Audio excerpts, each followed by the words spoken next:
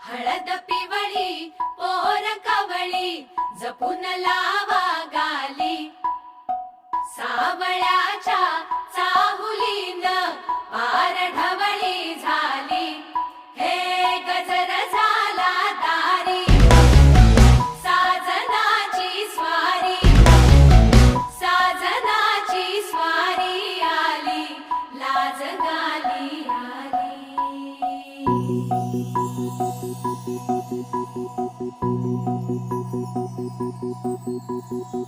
जपून होत ठेवला मन हे कधीच नाही झुरला उधळला गा समजा